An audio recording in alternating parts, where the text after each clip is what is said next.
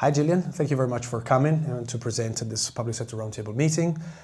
Police services have been going through a lot of change recently.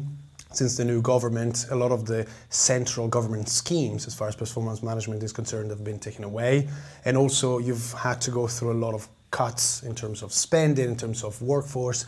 So what have you been doing and how have you coped with that? I think we've had to think very differently about how we manage the organisation and how almost we become self-sufficient. It's been the journey that we've been on has been very much about clarifying what's important to us and why, and how we do more with less. So the whole ethos has been to maintain or improve performance, to improve service delivery for the public, but equally to take away a lot of the bureaucratic regimes that came with historical performance management frameworks. Right, and so you had an opportunity, which was to set your own performance indicators, targets, etc. But was that something that at the beginning you felt a bit nervous about? I think as a policing service, there was a massive void when central government took away their monitoring regime. So we had police performance assessment framework, we had APACs, which was the follow-on. And when all that was taken away, it was suddenly, well, what are we really here for? And lots of forces went back to Pelian principles, which I think hold true. But in some ways, it was not so much focusing on the indicators, but focusing on the outcomes that we really wanted to achieve.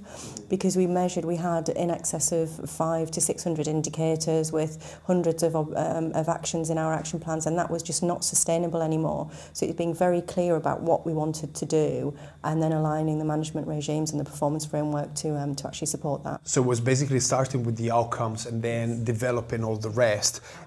But that also required you being able to take a lot of things out. So you had to basically get rid of a lot of performance indicators. We did, yes, we did. Was that difficult?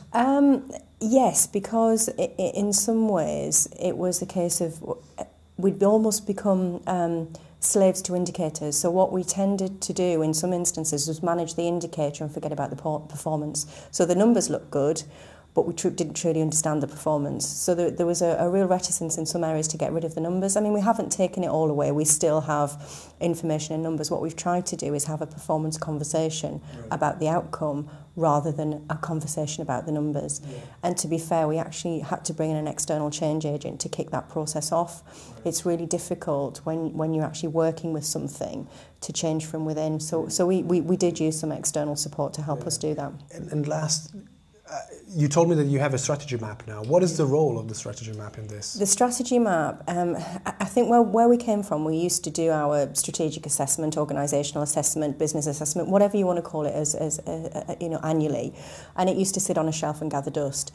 Our strategy map now is how and why we do business. So we literally have a conversation around our strategy map. We colour code it so we understand what our greatest threat and risks are. It's the agenda for all of our meetings at a strategic and tactical level. So it's almost the lifeblood of the organisation. It's what we are and what we do. Yes. Thank you very much. And again, thanks a lot for coming to Cranfield. Okay, thank you for having me.